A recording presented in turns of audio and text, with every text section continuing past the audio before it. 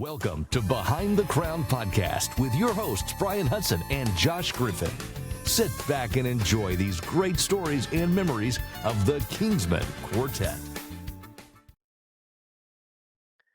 Welcome to another great episode of Behind the Crown Podcast with your hosts, Josh Griffin and Brian Hudson. Brian, how are you today, sir?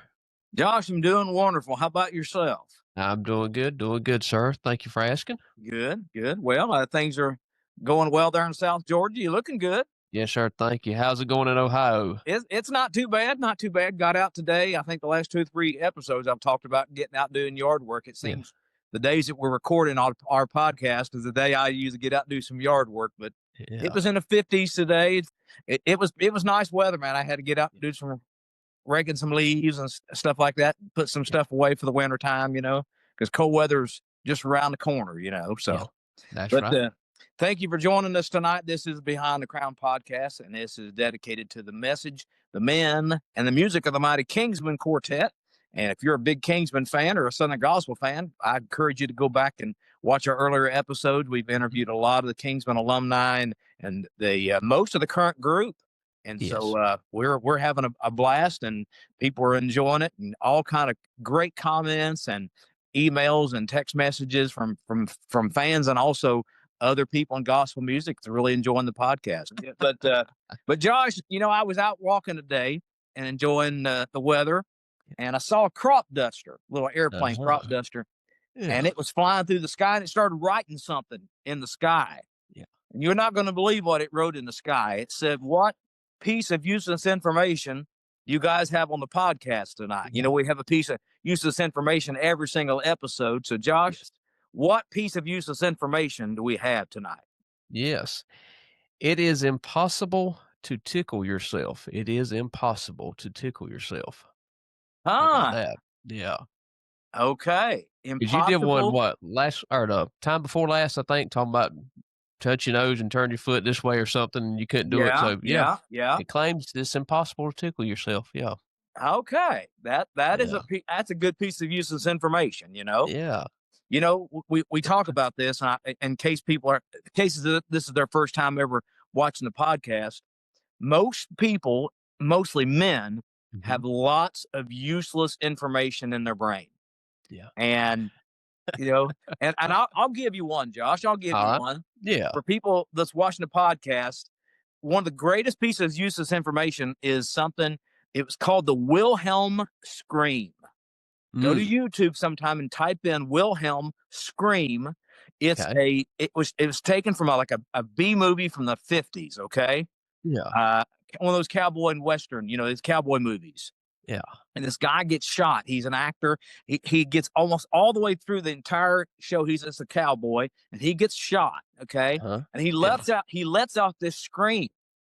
Yeah. And this was like early 50s. And then 10 years later, this director who's making a random movie, he remembers that scream from that movie. He goes back and takes the audio and puts it in his movie. And since then, this Wilhelm Scream has been in all the Star Wars movies, all the Raiders of the Lost Ark movies. Okay. It's been in the Terminator movies. Yeah. And I guarantee you, people if you've watched any kind of movies in the last 30 years, you've heard the Wilhelm Scream, and it's so cool. And my wife says, "Why do you care about that?" I said, I'm a typical guy. I'm amazed on stuff like that. So, well, let me ask you this: as talented as a vocalist you are, can you give us an example of the Wilhelm Scream? It's kind of like a, ow! Okay. It's something like that. It's just, and Stormtrooper gets shot on Star Wars. Use the Wilhelm Scream. And it's been through all these. And so you can go on YouTube and you type in the Wilhelm Scream, and it'll give you little clips of 50 movies this thing has been in. And it'll the Die Hard. It was in all the Die Hard movies. Yeah. So it's been a cult thing for many years. Anyway, so that's my random piece of useless information. How about that? With. Yeah. How about say probably some studio producers and probably like Arthur's probably. Well, anyways, we won't go that far. But we'll stop right there. He might have used that before. I might have heard that. They ain't no telling. Well, Josh, speaking of, you just mentioned him. Who is our special guest tonight on the podcast? I tell you what, a great guy, great vocalist, bass guitarist. SGMA Hall of Fame member and the current president of the SGMA, none other than Arthur Rice. Good to have you, sir. Arthur, how you Thank doing, you. man? Great to be here. It's good to see you, man. We have been counting down the days till we get you on here, and Well, thank you. I appreciate it. Just excited to be a part of it.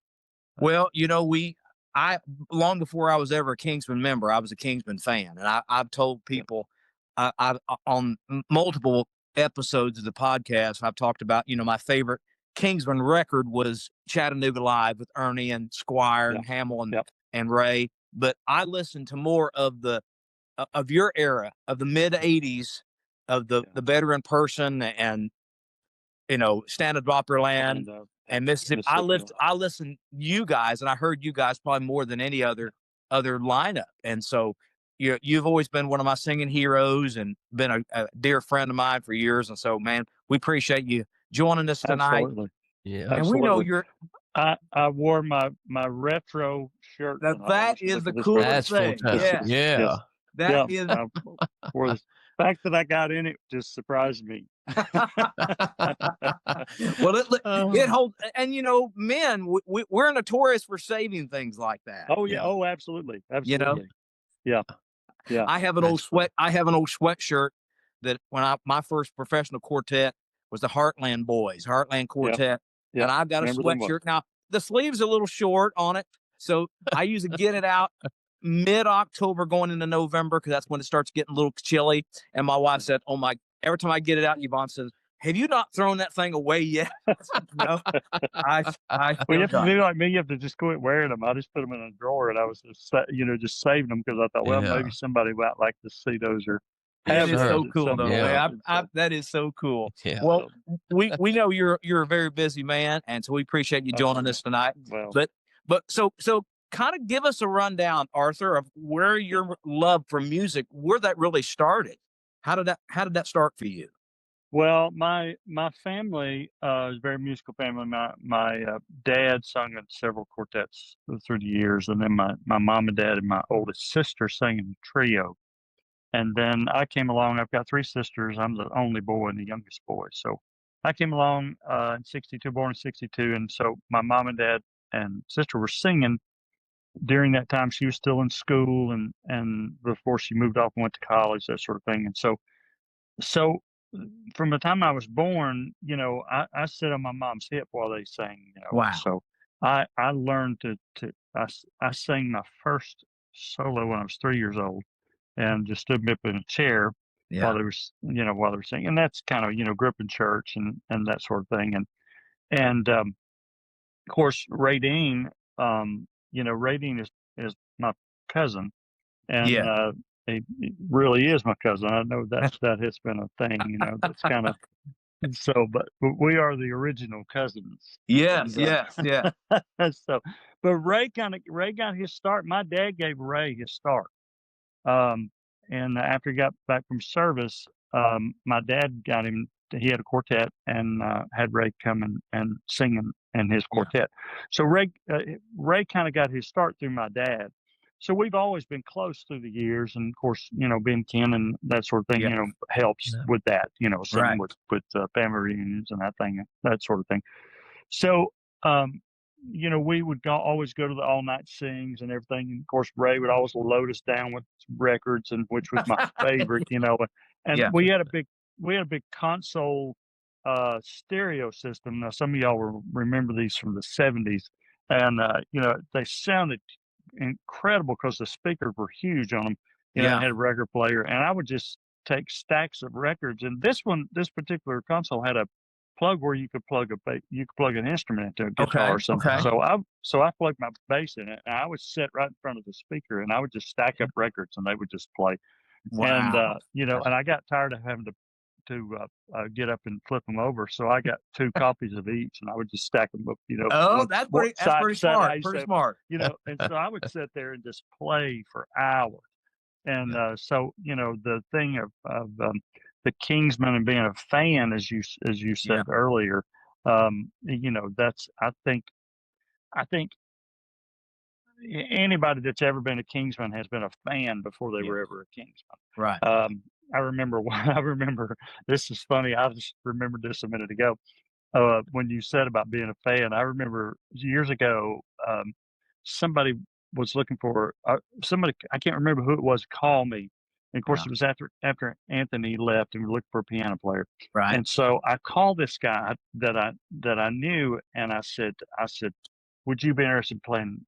Kingsmen are looking for a piano player. Would you be interested? And he went, who are the Kingsmen? And I said, never mind. Thank you. Yeah. And I hung up. I thought, there's no way you can play piano for the Kingsmen if you don't know who they are. I mean, there's just absolutely no way. And so I thought, well, that conversation is going nowhere as far as I'm concerned. So I hung up. Holy mackerel. That's amazing. And then, and of course, when Squire came with the Kingsmen and Ernie came with the King, I went to church with Squire and Ernie, and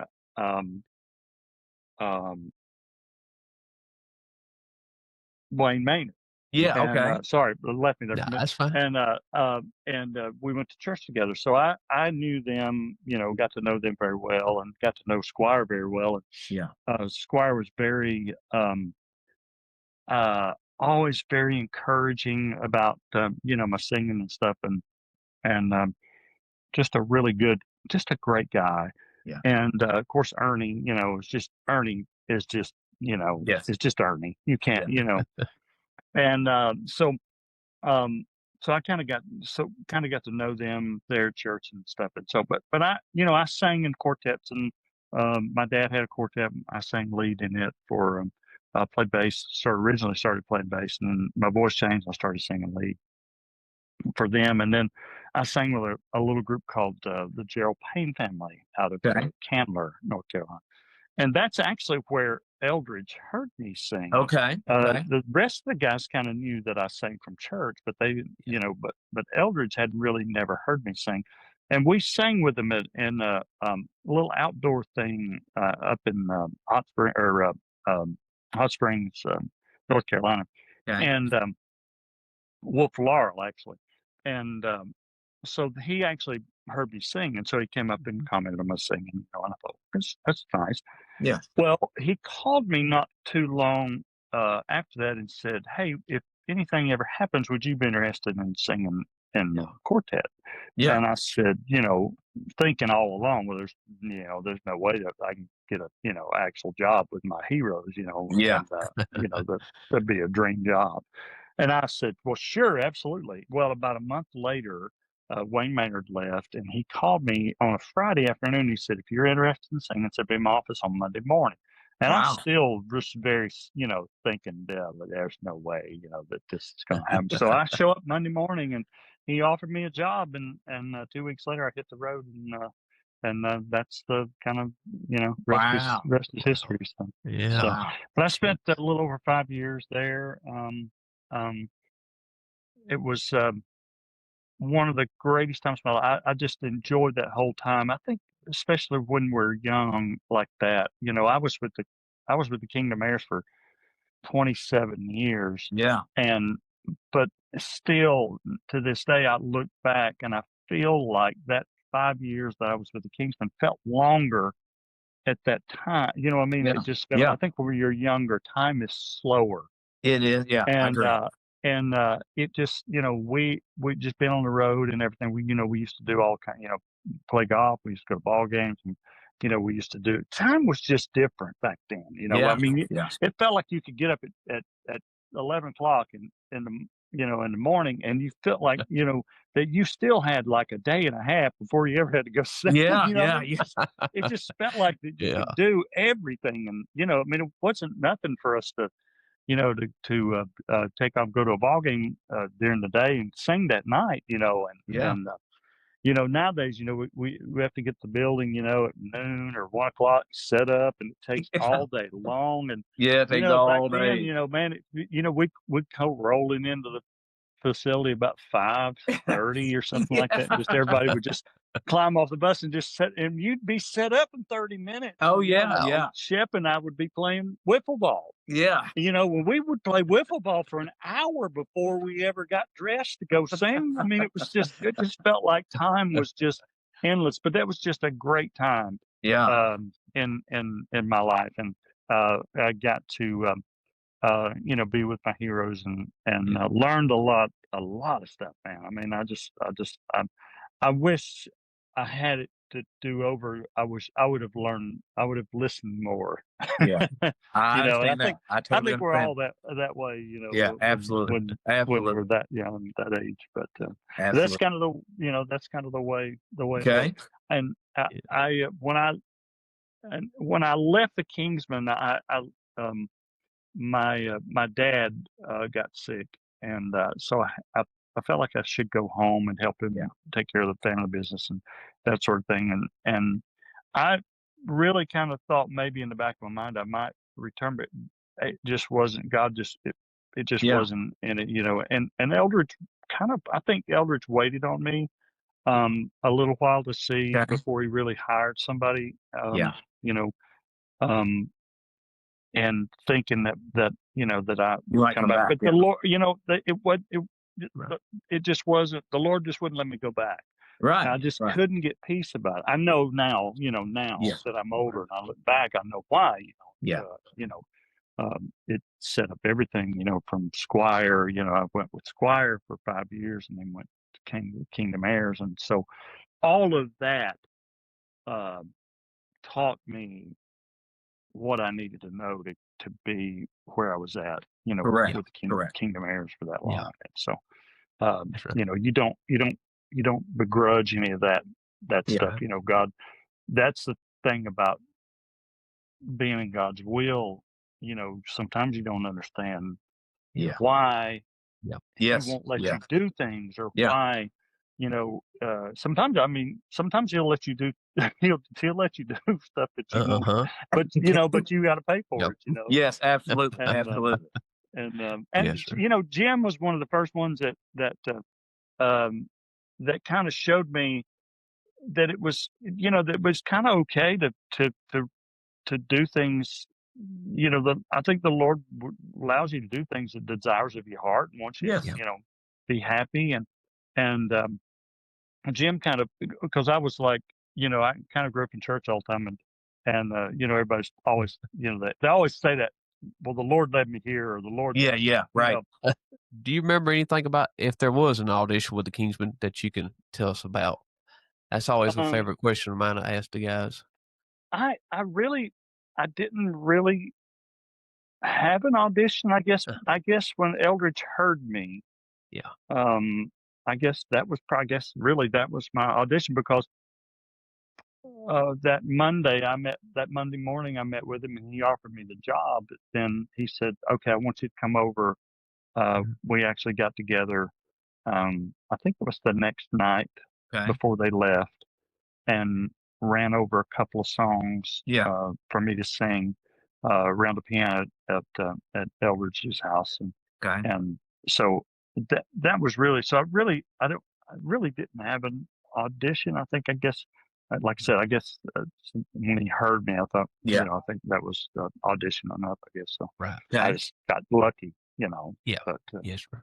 Yeah. Well, you mentioned a moment ago, I've got some stats, but you mentioned a moment ago that you and Ray Dean are cousins. And so, for people who don't know, Ray Dean, for the last 30 some years, has called everybody cousin. Everybody.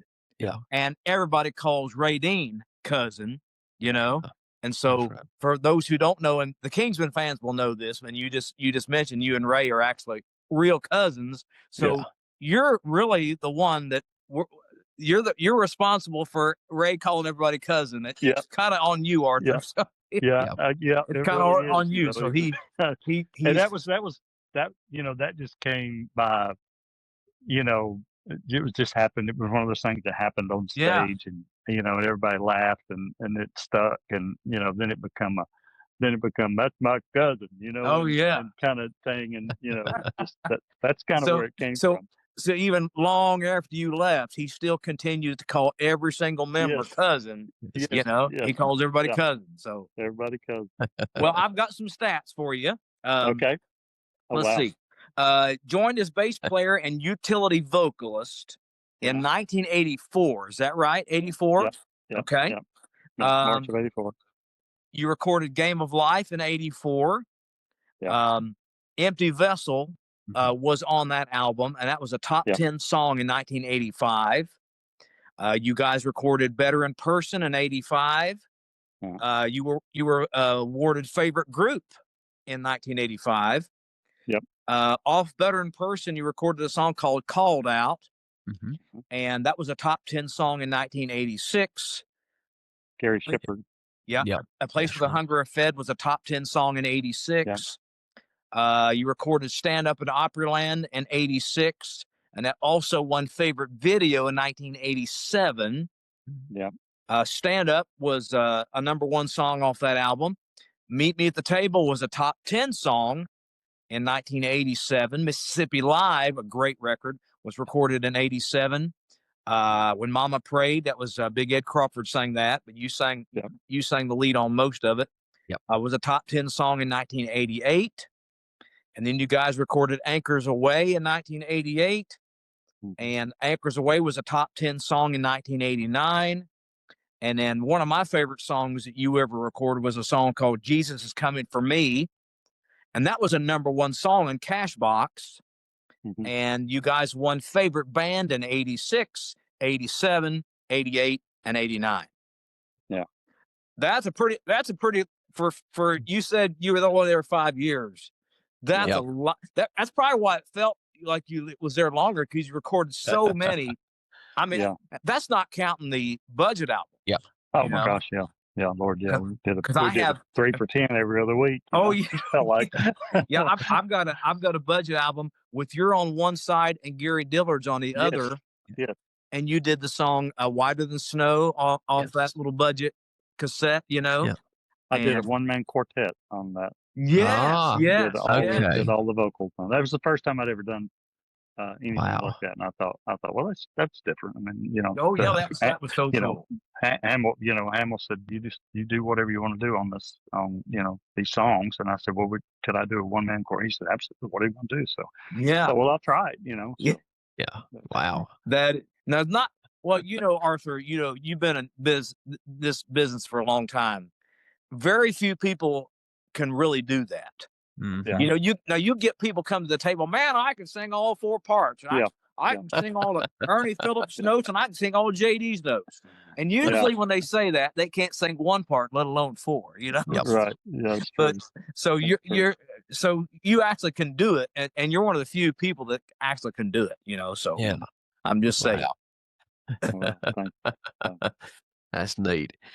Arthur, let me ask you this. Do you have a favorite song, maybe that was a feature for you, or that you sang with the group while you were with the Kingsmen? I loved Empty Vessel. I thought that was a great song. Felicia Shiflett wrote that song. And then Eileen Hanks wrote Place Where the Hungry Are Fed. Okay. And then I really liked Jesus Is Coming for Me. That was one of my favorite songs. And right at the end of my tenure with them, and so didn't get to sing it a whole lot, but there was times were kind of different back then. Now it just seems like you have to turn out a new song every month. It seems like it's like, and you could have a song that was big for years. You might record an album, but you didn't sing that many off of it. You could pick 1 or 2, because the others were hits. Now that just seems, and that's why you could have a radio song that was number 1 for months. Right. It's like Excuses. My Lord, it's number 1 for a year and a half. I mean, how is that possible? It could never happen now. Right. The way Very true. The way that radio works now, and with streaming and all that kind of stuff, that sort of stuff. So some of those songs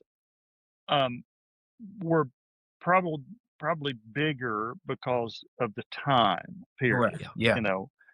They probably wouldn't have done them now. They wouldn't have stood out as much. Probably because something else would have taken its place, or that sort of thing. But they're still great songs, and they still stand up. Today. Right. That's right.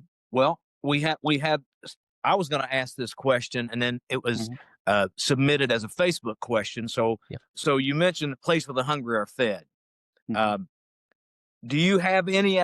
Was it your idea to hold the note? Because that's been asked by several people. Yeah. Was it your idea? Was that Hamill's idea? What is that? Just something happened organically one night? You decided to do it, or that whole thing kind of came about when I was in high school. I started taking voice lessons when I was 14, right after my voice changed. Okay. And I took 7 years. And you may remember Julian Brookshire.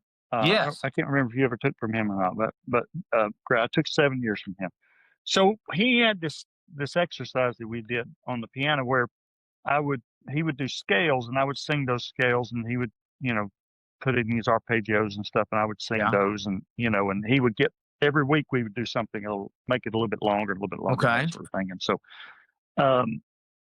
at the end, before I left, I don't know if probably didn't hold up, but he said, you have done this held this longer than most people have, Right. But it was a great breath control exercise. It was really all it was. And it just taught you, it's like, my lungs were no bigger than anybody else.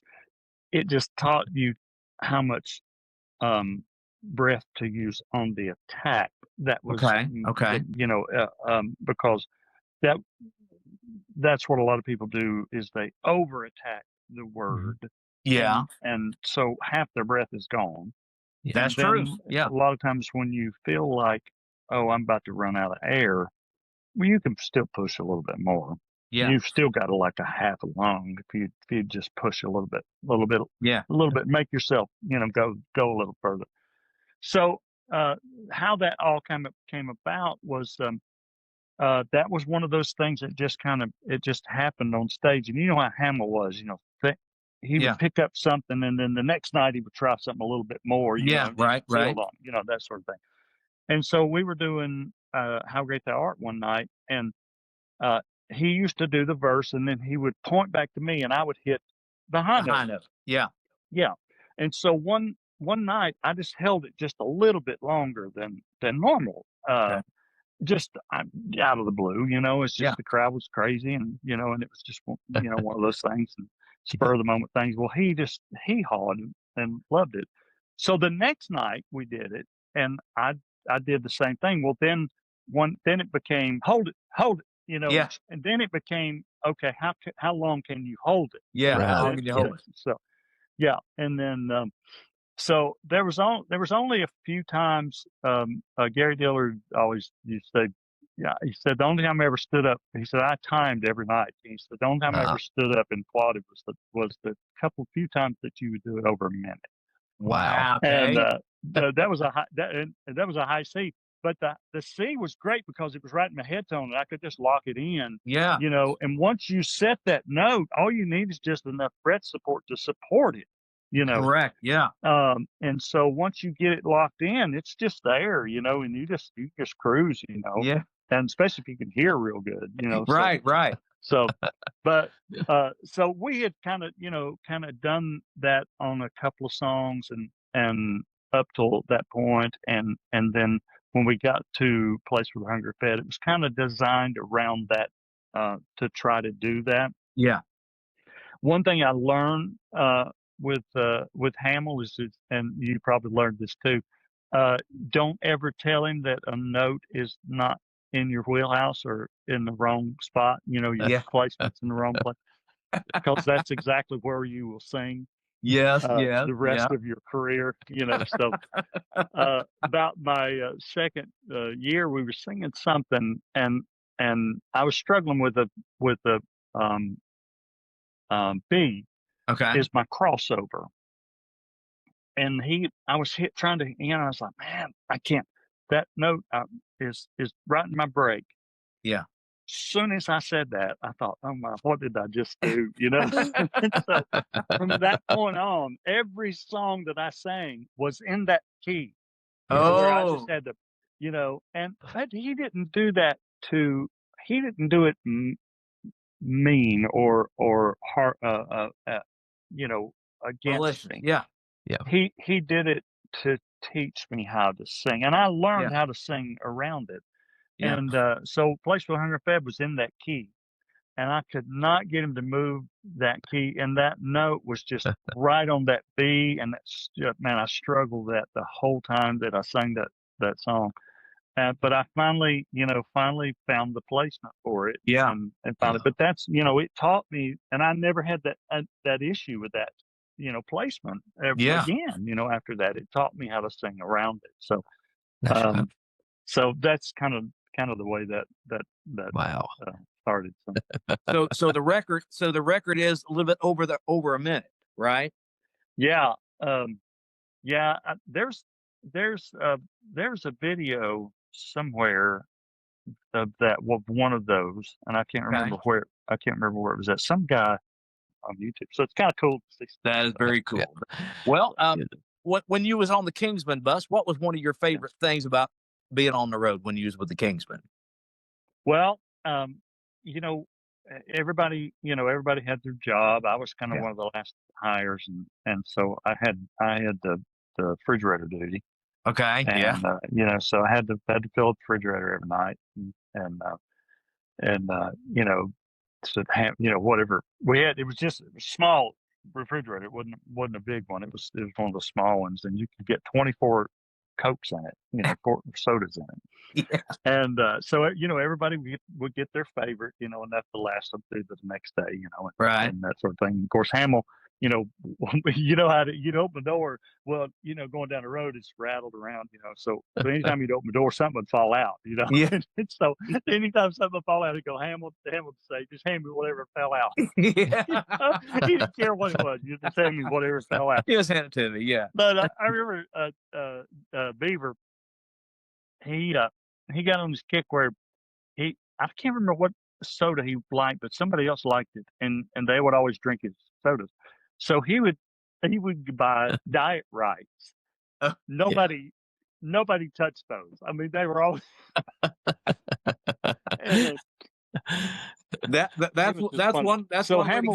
that's one way to keep them from drinking your drink, Exactly. So Hamill would say, hand me whatever fell out of the refrigerator, as long as they ain't the Diet Right. So I'm not gonna drink.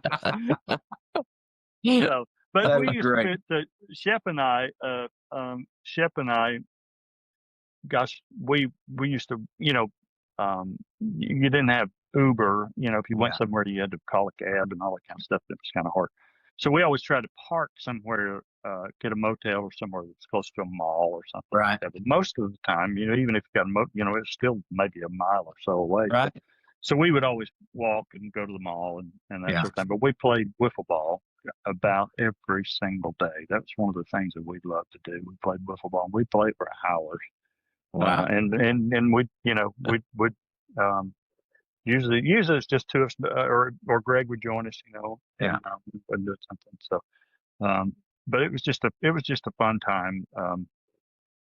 We did a lot of things, and it was an exciting time. The crowds were different then, and the venues were different then, and what's nothing for us to be on one side of an auditorium, and like one night we were in Houston, and it's us on one side of the auditorium, and I just lost the name. Stevie Ray Vaughan. Oh wow! On the other side. Yeah. Wow. Yeah. So the crowd section just intermingled, as it came out. It was just funny. And then, of course, we used to, we'd come up here and do Knoxville, and we'd be in the auditorium side, and then wrestling would be in the main auditorium, and so we shared backstage, and so that's kind of where some of that, crossover with wrestling fan, Kingsman wrestling fan, Jerry Martin being one of the biggest wrestling fans in the world. Oh yeah, absolutely. And so that's kind of where we met Hulk Hogan, and saw Andre the Giant one night, and just some cool things. That is cool. And, that is cool. Yeah. That is cool. So Arthur, what's one of your least favorite things about life on the road while with the Kingsmen? I mean, I really, at that, like I said, at that time in your life, I really was just so excited and so thrilled to be there, and be part of it. Yeah. That really, there really wasn't a bad thing about it. Maybe, the studio time, Yeah. that was rough, because we would do those, like I said, we do those 3 for 10s. It felt like we did them every month, Yeah. but we would, you do those things, and we'd go in the studio. We'd get home like Sunday night, and we would go to the band would go to the studio, and we would record all night, um, tracks, and Yeah. then the vocals would come in that morning and sing vocals, all day. Well, so Yeah. I was there morning and night, doing both, and then Yeah. the band would come back in that night, and we cut another 10 songs, Yeah. vocals come, and so when we left on that, so we would sing for 3 days. That was one of the hardest things, I guess. And then you'd leave out stuff. Wednesday night at midnight. Then you leave out Wednesday night at midnight, and go, exactly. Yeah, exactly. This is one of our questions, but being in the studio like that, is that kind of what got your interest? Peaked about having a studio? Because you've had a studio for several years now. I have, that kind of gave me kind of piqued me. And it's funny, growing up, my dad had a little 4-track recorder, and he would record our quartet all the time and stuff. And it's funny, he had a little reverb thing, he's all the time buying microphones and stuff. And so, I didn't think about that for a long time. And then when I, started working in the studio, somebody asked me one time, where I got my start. I said, well, actually, I guess it really came from him. Yeah. I noticed on some of the videos they post on YouTube, there was a 5-string bass you had in the late 80s, maybe. Was that a Fender 5-string? No, I actually built that. Really? Okay. At that time in the early mid 80s, you couldn't buy a 5-string. Yeah. And if you could find one, it was $10,000. So they were just coming out, and they were just and I'd seen some, some of the rock bands and stuff that had some, and so I'd seen some. I was like, oh, that's cool. I'd like to have one of those. We couldn't find one, so I found a neck for it on someplace, and then so I took an old Fender that I had and kind of put that on there and skinned it down, painted it, and refretted it and all that kind of stuff. And wow. so that was, I was like, well, when somebody said something the other day, when you're poor, you can learn how to do things on your own. That's true. That is true. That is true. That is true. And you want something, sometimes you got to just do it yourself. Yeah, that is true. That is true. Earlier this year, I bought one of those Steinberger Spirit basses, not the real Steinberger, but the little cheaper model. And I told him at church I was channeling my inner Tim Stewart and Arthur Rice. Yeah, there you go. There you go. Oh, let's see. That Steinberger. I bought the cheap one first, and it was I can't remember the name of the first one. Because Tim had a Washburn, he told me that was a copy. Yeah. Yeah. And and then so I got the Steinberger after that. And I got that one. I didn't know if Hamill would let me use it, but he loved it because it's different. Yeah. He liked anything that was different. And so he just fell in love with it. He's like, oh yeah, absolutely. Yeah, you play that. So goodness. But Eldridge found the other one for me in Nashville. Yeah. So. Cool. Very cool. That's cool. Yeah. Brian, It's probably worth more now than it was when I paid for it. Oh yeah, that's true. That's very true. Byron Eisen asks, what stage performance technique did you learn from your time with the Kingsmen that you use today? Yeah, Hamill he wanted, if it cited to people. That's what he wanted it. You know, his favorite phrase was nobody liked it but the people. Yes. Yeah. So and that works in that concert Yeah. area, but it doesn't work everywhere else, really. Correct. Especially. So you kind of have to learn. When I went with Squire, I had just left Kingsman, so we worked a little different arena venue than Kingsman did. We did a lot of church work. And that was one of the first things Squire told me. He said, the stuff that you did or stuff that you would do in concert won't work here. Won't work. That sort of thing. It's too flashy. It's too wild. Yeah. So you kind of have to learn, but that teaches you, to control yourself. And it took a while. Squire Workman, he never said anything. He was just, he makes slight suggestions or something, but, he was always, I look back now, I'm like, I don't know how in the world he worked with me. I was crazy as a bed bug, but coming out of Hamill, my gosh, that's all you wanted, you just wanted wide open, so, so it was, that transition was good. And then with Kingdom Heirs, that was a little bit different too. So, but that kind of taught me how much of that you can get by with really is someone who is not a Kingsman. That's kind of what Kingsmen are known for. Four chords you can fly the dust. Right. Yeah. But that doesn't work for everybody. So, you kind of have to adjust and adapt. Yes, exactly. Yeah.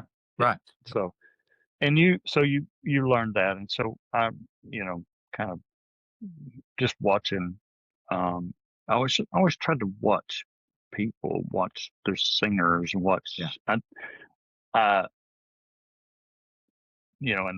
kind of learn from them and just kind of glean from them as much as possible. Jake Hess was one of the greatest, nicest guys. Him and of course all those guys, all those JD and Hovey and all those guys were just so, and they didn't have to be nice to me. I was just a bass player, really, I was just a glorified bass player, but they were always just so willing to be nice and be cordial and to answer questions or just, just be nice, Yeah. And I think that's one of the things that I learned early on, that's what I want to be. I don't want to, I want to be beyond my singing. That's what I want to be known for. That you want to be kind to people and you want to be known for that. Yes, it's just like those legends, and I've had them. Glenn Payne and people like that took time for me and they didn't have to. You were surrounded. Yeah, you were surrounded by them too. You know exactly what I'm talking about. Yeah, so we learned from that. So you know what? They took time for me. We should take time for the younger ones behind us. So it's a great lesson. Exactly. Great lesson. Yeah. Right. And I did, and I tried to carry that on, with Kingdom Heirs and kind of help some groups and help some singers and to kind of help to kind of push them, and I love doing that. I love doing that now in my choir. I love, people say, well, do you sing a lot? I don't really sing a lot at church. I love to find somebody and polish on them and get them, what I'm saying? And it just that I enjoyed that much of it. I just enjoy that as much as anything, So that's so cool. That's so cool. Yeah. Jack Sanford asked about the song "A Place for the Hungry Fed." You mentioned who wrote the song, but how was it chosen to be recorded, and when was the decision made to record the song? we were looking for songs. We was on the bus, and of course, Eileen wrote the song "In My Father's House Are Many Mansions." She wrote that song too, and that was a big song. Not too long before that, "Place Where the Hunger Effect" came out, and then so Eileen sang that one, and sent us the demo with her singing it, and so Hamill just loved it, and so that's kind of where that came from, and I think pretty early on when we heard that song, I think he kind of pointed it toward me to sing. I think, yeah. Southpaw Mike asked, "How many times did you fill in singing tenor with the Kingsmen?" A few times. Shep was sick a few times. We got sick on the cruise one time, and then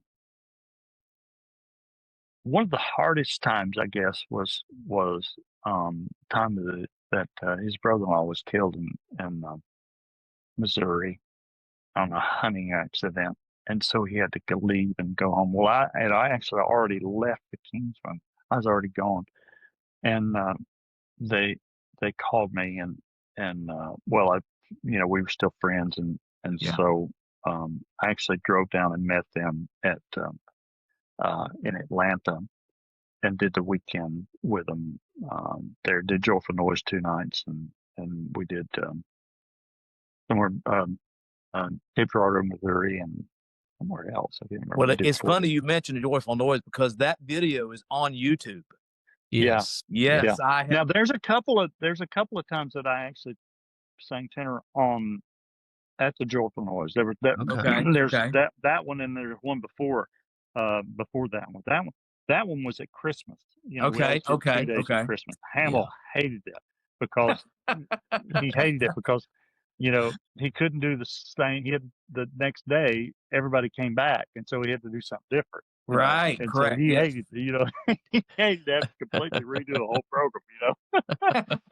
So he hated doing those two days back to back. But that was one of those. Then so if it's got Christmas music in it, then there's some Christmas. That's that one. That one. And also my hair's longer too. It's curly and long, and I've got a thing back here. So so that you can tell the difference in that one too. That's the one, and that Cape Girardeau video is out there too. Somebody. I haven't seen that. I need to look for that one. Yeah, it was a VHS that somebody recorded, and it's floating around out there somewhere. That's so cool. One last Facebook question. Brian's going to mention to you in a little bit about the live albums you done while with the Kingsmen, but one of the songs that was on the live album, "When Mama Prayed, Heaven Paid Attention," like we said, featured Ed Crawford on the verses. But when did y'all as a group know that was going to become a legendary Kingsmen song? That was from Mr. Brian Sexton. Or did you know? Did you? Or did yeah, you or know did you? No, I don't, there's so many times. I mean, you know how it is.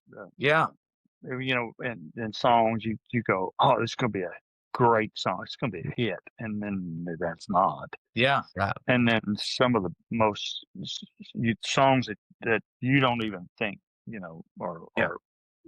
will just go back gangbusters. We felt like that one would be.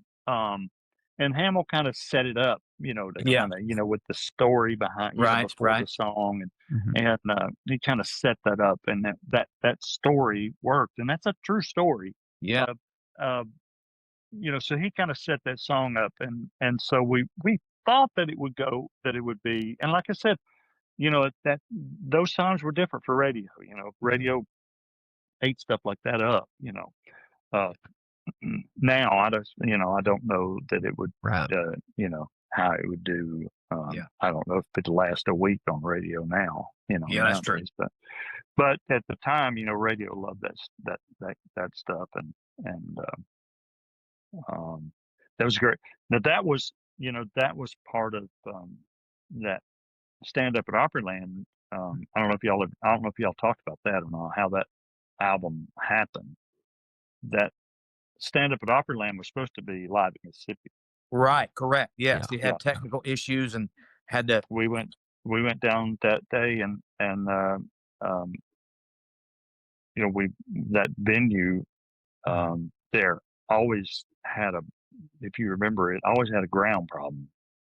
Always had a buzz in the ground, and okay. so they set up that more all the they set up the truck and everything up, and they had a buzz all day long. And I went to the audio guy and I said, this building's kind of always had a ground problem. I said, you might, oh yeah. No worries. We got it.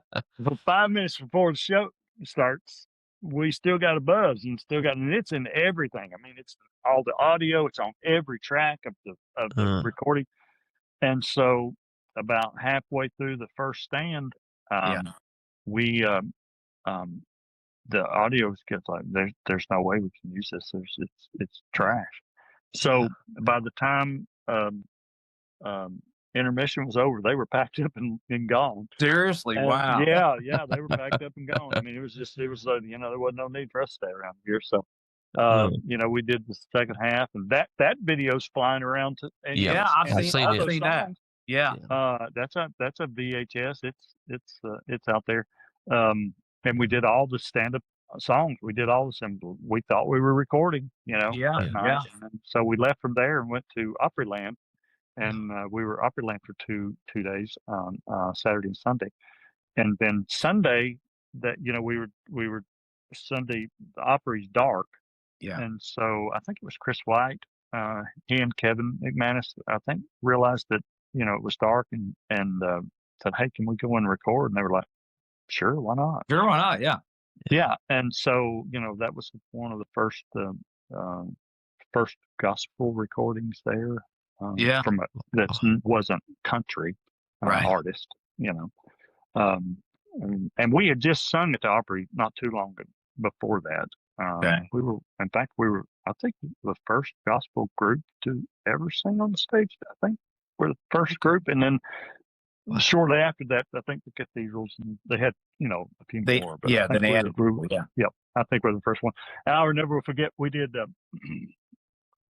I think it was going to be moving. I think that was the song. Okay. Of course, the Opry, if you look at, and if you watch the Opry, they've got those mic stands and they've got those big, they're encased, we've got WSCM on them and all the radio stuff on them. And, the mics, the cords wrapped around, Oh, yeah. We're right in the middle of going to be moving and we get to the encore and Hamill takes the mic off and it's wrapped. I mean, you see him trying to unravel that thing. It's hilarious. Oh my God, that's funny. That is so funny, man. I can see that happen. They've never even made it, what do you mean? Yeah, what are you doing? You don't never take the mic off the stand. What are you doing? And speaking of that, I think there's a video when Brian and Chris Collins was with the Kingsmen and y'all took them off the stand. Yeah, man, y'all sang. They were wrapped around that. Yeah, that's right. That was that's apparently good. That people they didn't know the Kingsmen. They should have known. We didn't have to run around these things. That's right. Yeah, somebody should have gave me a heads up on that. That's exactly right. So that, and then of course the next year went back and did Mississippi Live. Yeah. Well, that's one of my favorite albums. You did He's Still Living on that. Yes. This Squire wrote that one, correct? Yep. Great song. Great song. Yep, he wrote that one, and then I Sing the Cause. Yes. That was off the stand up at Opryland. So any special memories of any of those?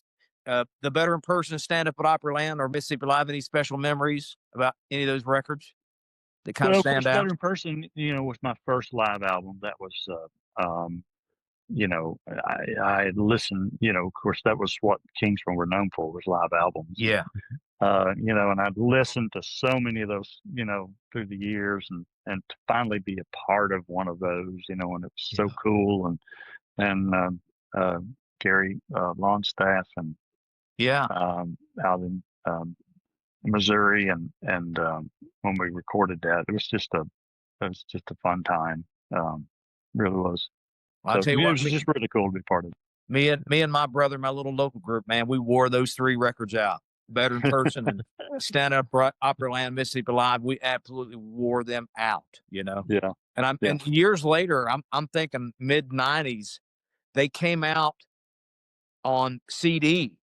Yeah. Mhm. Yeah. And I bought them all on CD, and you know, and because you know, back cassettes, you know, that's all we had back in the day. We had the records, but we, you know, Right. but you couldn't play a record in the car, so you got No. you had to get Well, and then, you know, there was a few years there where you really didn't have records, you just had cassettes, and you know, true, very true. There's a time period there where, you know, where there was nothing but cassettes. Yeah, But cassette probably tapes, yeah. a lot of that stuff's gone. Oh yeah, you know, absolutely. for some of these artists, you know, so sad, But true. yeah. Yes, sir. Yes, sir. But it was fun. It was fun time. All of those, you know, all those live albums were great. You know, some of my favorite times were, you know, was the all night. We do the all night singing, you know, in Waycross, Georgia, and Bonifay, and of course, so you know, back then it was a true all night singing. True all night, sundown to sun up. You know. Yeah. Wow. That was, you know, we'd set up and everybody would set up, you know, everybody would borrow all the PA and, you know, that kind of stuff. And it would rain every single time for at least 30 minutes. And people sit out there in their lawn chairs with their umbrellas and you're up there trying to sing. And I was okay until if it started lightning, that's when I had a problem. Okay, I'm not going to sing, but you know, where's that mic stand at? Get my hands away from this thing. I remember one night at Bonifay, we're singing. Well, no, the Nealons were on the stage. Rex was still singing with them, and this big swarm of bugs come from the side, and you could see it, and here it comes toward the stage. And this whole big fog of bugs just goes right in front. And you know, they had to have swallowed 20 bugs apiece. You know? Yeah. It was just like, we could see it coming. Well, there's nothing. We're standing way back in the football field. There's nothing we could do. Here, I just said, well, here it comes, Rex. Here it comes. Good. Yeah, we were in a couple of things. We were in a tornado twice. I remember seeing that in Singing News. Was it Springdale? Springdale. Springdale, that one. And then I think the next year, I think it was, we were in Slapout, Alabama. Now, what was that again? And we were in Slapout, Alabama. Slapout. You can't make that up. You can't make that up. No. And we were supposed to sing in the high school. Okay. Yeah. And that morning, it was a Saturday. That morning, the water hose busted in the gym where we were supposed to sing, and flooded the gym. So it was on one end of the town, and so they moved it to the middle school, primary school, guess what? Which was on the other end of town. And that's where we sang. And that night, a tornado hit the high school and destroyed it. Just demolished it. So, yeah. So we anytime we go to, it's funny, and Ray probably did this to you. Anytime you go to especially Alabama or Mississippi, first thing you did that, especially in the springtime, first thing you did was find out, okay, where am I going? Yeah. You find a fallout shelter. Of course, a lot of that's what it was. A lot of times, a lot of those schools, was just fallout shelter. Oh yeah. Find out where those are at. Find out where are we going when that tornado comes. Wow. Oh man. Kingsman fans are very loyal, and now it's been a while since you've been a Kingsman, but do you remember anything really kind of funny or off the wall a fan might have said to you at one time during maybe one of your Kingdom days, or it might have been maybe Kingdom Airs, just something funny and off the wall? Or funny thing happened to me, actually not too long ago. Really, it was just a few years ago. A guy came up to me and said, "Didn't you used to be Arthur Rice?" Oh no! And I said, yes, I did. Yeah, I used to. Yeah, yes, I used to. Well, the guy, my buddies that I play golf with, at the golf course, they all knew what I did and everything, but we just play golf, we just play golf, we're just buddies. And so I was telling them about that. Well, they were laughing and they were like, that didn't happen. They didn't happen. Well, at the golf tournament this year, one of the guys that I play with got paired up with another couple of guys. And so during the conversation, they found out that they played with me about every week, and or every other day. And he said, didn't he used to be Arthur Rice? Well, they just fell out. And he said, well, he's still Arthur Rice. Yeah. So that was just funny that I was able to, that they actually heard that. So Wow. That is so cool. That's so cool. But people were funny, they say some funny things. They do, man. They do Hey, funny thing. Yeah. We've lost a lot of Kingsman alumni in the last several years, and a lot of the Kingsman alumni you traveled with. And so we talked a little bit about Fox tonight and a little bit about Hamill. But what about, give us your thoughts on maybe Gary Dillard on Beaver. One of the most talented guys I've ever been around. I mean, he and Anthony, of course, what can you say about Anthony? But Anthony, but Beaver was kind of behind the scenes a lot of times. Yeah. But man, anything he wanted to learn, play, he just taught himself. He liked to wore us out learning harmonica. God, I'm telling you, when he started that, it was awful. It was terrible. And he played that thing. And I said, my gosh. And a lot of you don't know, it may not remember the name Terry McMillan. I remember Terry, long-haired guy.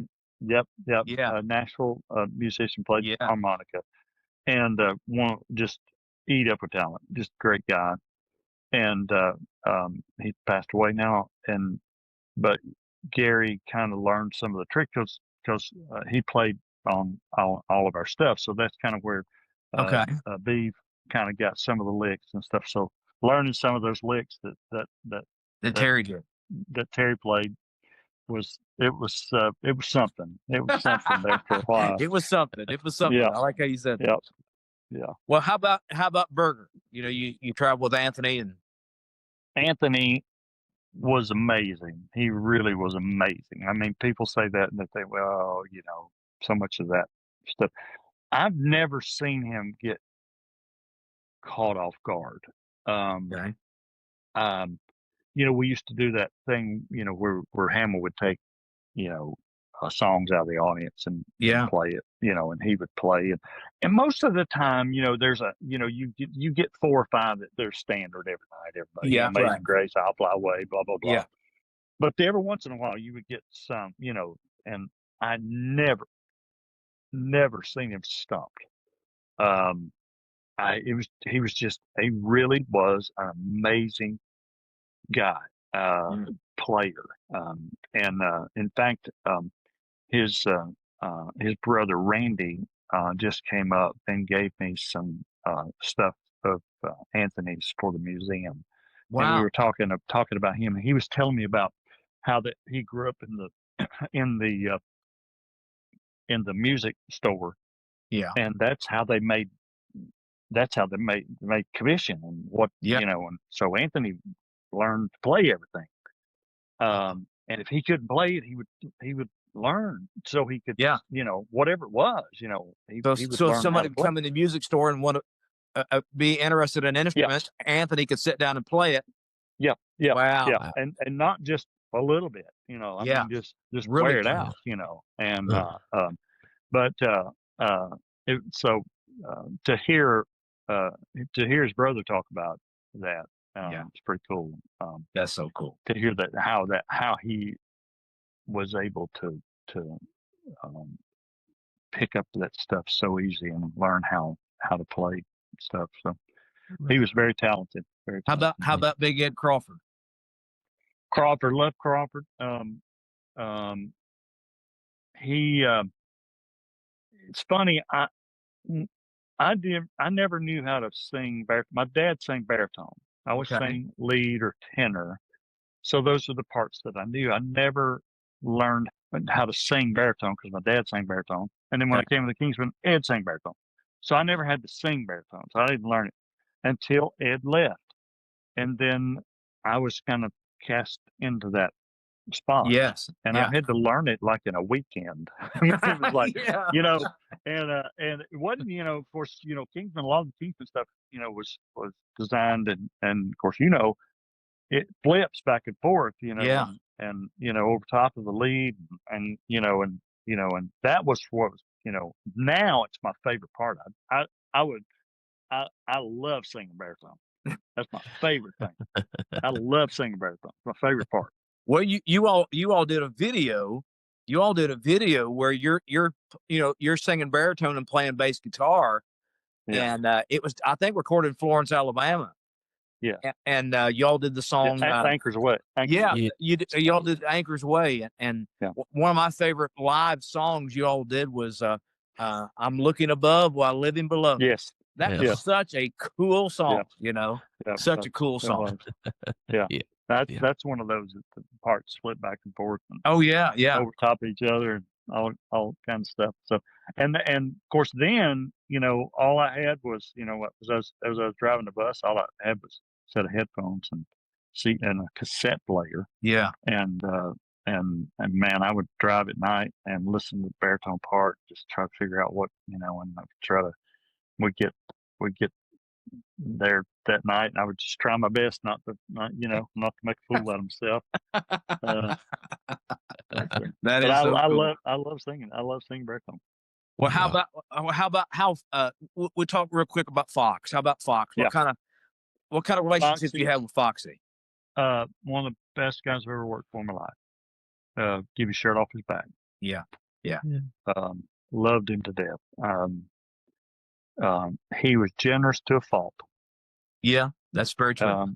Yeah. He would give every dime he had in his pocket, knowing he didn't have enough money to get home. Yeah.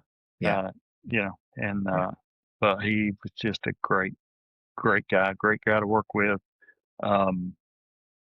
There was one time that he got on me in the way Fox got it. Okay. Okay. Which was very kind. Okay. And easy. And I'd been there about a year and a half, I guess, something like that. And and then I'd started singing a lot more. Hamill had started bringing me up, and I'd started singing a lot more. Okay. Well, I had kind of let my playing go because I was singing so much. I was really concentrating on my singing, and I started missing some stuff, and I really was not, you know, especially playing and singing. I was concentrating more on my singing and that sort of thing. And so Hamill all of a sudden stopped using me singing. Oh, I just played. And I didn't know why. I mean, I didn't really think about it. I mean, but, you know, I didn't really think about it that much other than, you know, one day we were sitting back of the bus, just me and Foxy. Yeah. And Foxy goes, you know, why you haven't been singing much lately? And I said, no, not really. He said, I hired you first for a bass player. He said, the singing comes second. Yeah. He said, I need you to brush up on your playing a little bit. Okay. And I went, okay. Oh yeah. Okay. Yeah. I mean, it's just, you know, that's all it was. It was just, Yeah. you know, putting things in perspective, you know? Right. Correct. Yes. And, you know, and so that's, you know, I thought, you know what, he's exactly right. You know, I kind of so he just put things in perspective for me, and, you know, that was it. And that was just about as that was as hard as he ever was on me. Yeah. And Fox was a great boss and a great man, and you know, and you respected him, and you know that's why you took his advice to heart, not just because he signed your paycheck, but you respected him as a man. Respected him. Yeah. Absolutely. Yeah. Yeah. Great. Yeah. Well, we spoke a few minutes ago about right after you left the Kingsmen, you joined Squire for a while. How was it traveling with Squire and Ernie? It was a blast. Squire and Ernie are two of the funniest guys you've ever been around. I mean, they're just all the time going on with something. Ernie's always going on with something, and they were just a blast to travel with. We didn't travel a ton. We worked about 25 dates a year, something like that. He would bring us in to do some special stuff that he wanted, some quartet stuff, or we do NQC and some stuff. Something. Anytime he'd get it's the sing quartet. Yeah. Hey, fellas, y'all like to go, Well, I know you guys did a recording, and you did the song "That Very Moment" on that quartet record. Yeah. And I don't remember the bass singer's name that was on Joe that. Fowler. Was it Joe? Mm-hmm. Okay. And that was I wore that cassette out. I mean, because when I heard it, I saw it in a bookstore. I remember it said Squire and Ernie and Arthur Rice. Oh my gosh, I'm gonna have to have that. I would have sold my 2 front teeth to get that recording. Because that was a great album. That had some great songs. Oh yeah, and maybe a year later, I think Gold City did a cut off of it.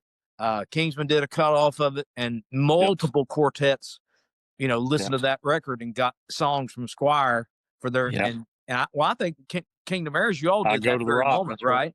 Yeah, they did That Very Moment. Yeah, and the next album we did, I Go to the Rock was on there too, right? The next one. Yeah.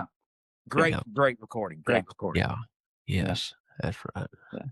Yeah, Jesus Will Leave Me. That was a good one too. Yeah. Yes. Yeah. Right. Gold City recorded after that. Yeah. Great song. Yes. Yeah. Yes, sir. Great song. I ought to let the fans are wanting to know, what are you doing now? I retired from the quartet a little over 3 years ago, and took a job at my home church in Asheville, which is Trinity Baptist. That's where I grew up and where I got to know all the Kingsmen, and so I'm the minister of music there. I've got a great choir. I have 120 in my choir. Wow. When I started there, I had 35, 40. Wow. So in 3 years, it's grown a lot. And, I love it. I enjoy it. I really, really. It's if I thought I was going to enjoy it this much, I'd probably done it earlier.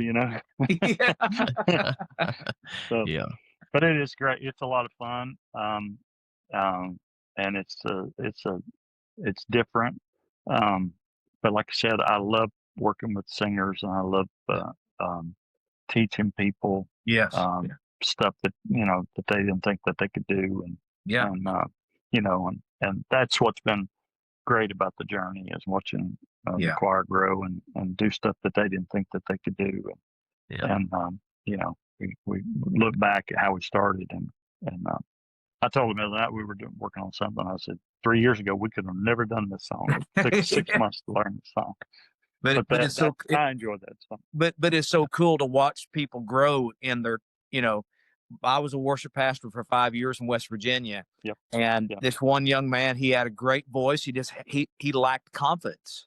Yep. And I would, he would be a part of the praise team, and I would let him.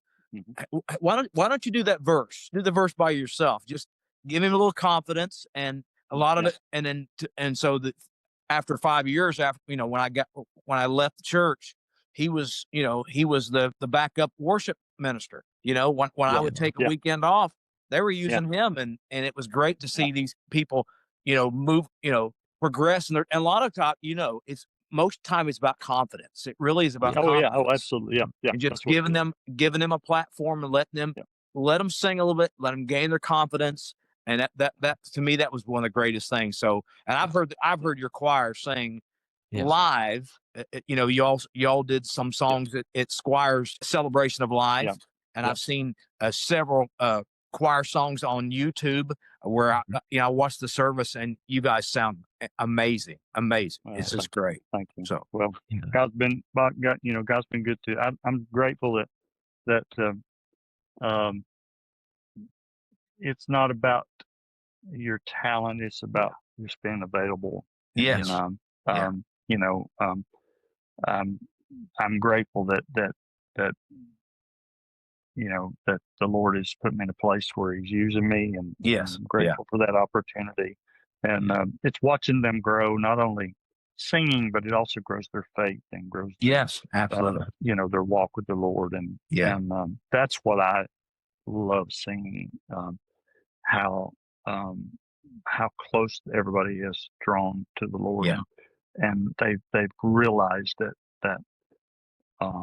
that's where the power comes from. Yeah, You know, it's I not agree. it's not in us. You know, we can there's nothing we can do, you know. Yeah. The best that we can do is terrible. Yeah. You know, Yeah. you know, Yeah. in ourselves, you know.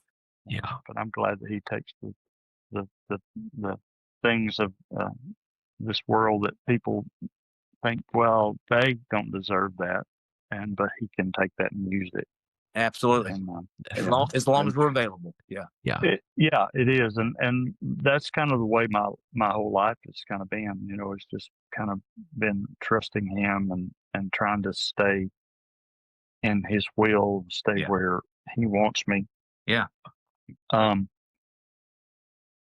You know, sometimes I may have swerved left when I should have went right, but you know, but He's very kind and gracious to kind of get us back on the path that we're supposed to be on. You know, Right. And I'm grateful for that mercy.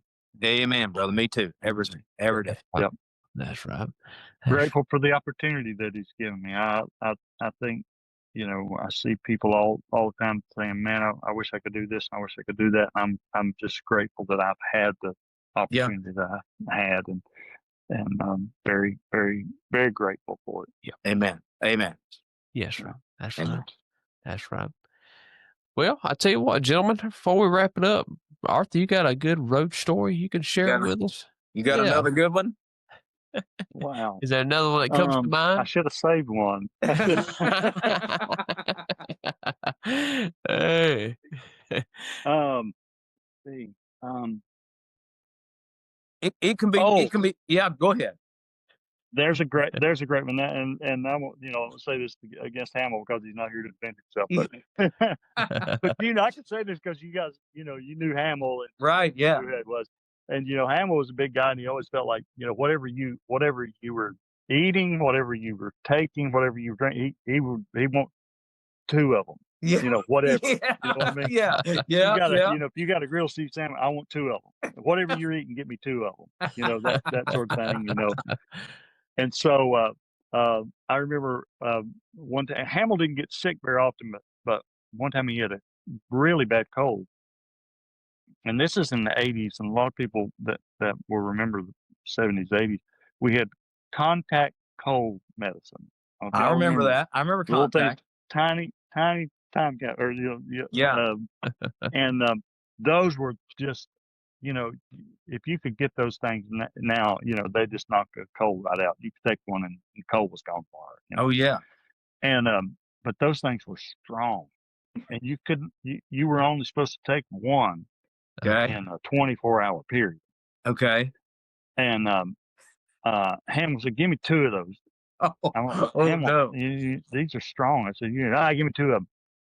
So we gave him two of those contact things, and we had to lead him off the stage. Oh my word! That night and lead him back to the bus. He was so out of it. I've never seen him like. I mean, he didn't know where he was at. He didn't know what songs he was calling. That was the last time he did that. I'm gonna take two of whatever you want. As the last time he didn't do that anymore. Oh, that is great. That is great. What an interesting program for the guys on the stage. Yeah. Absolutely. Yeah. Never a dull moment. Trying to figure out what we're going to sing. What we're going to sing. Oh, man. That's great. So what's he saying? I don't know. Just play something. Yeah.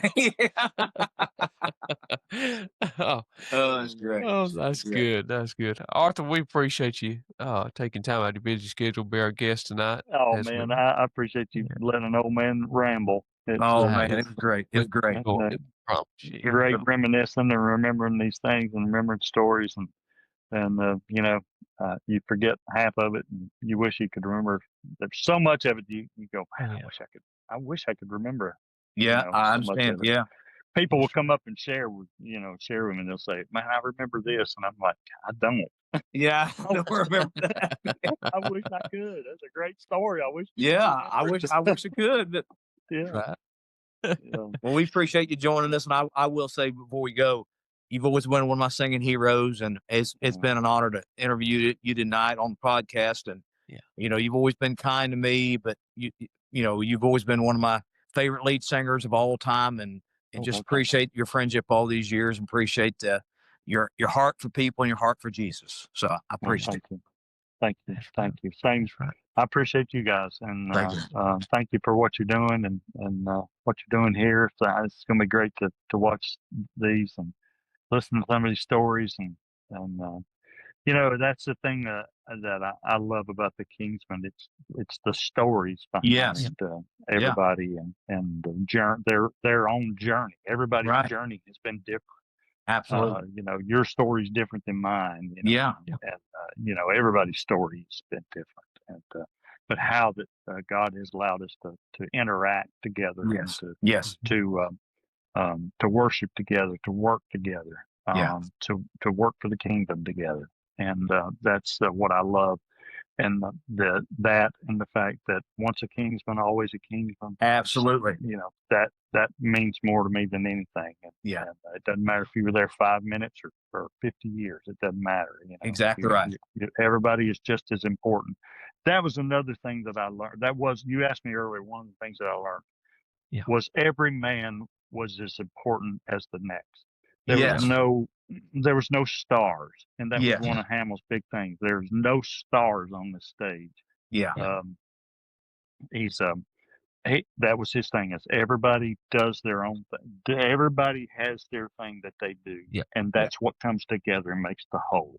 Right. And that's what I love. It's the teamwork, and that's what I've always enjoyed with every group that I have been with since then. Is trying to make that work.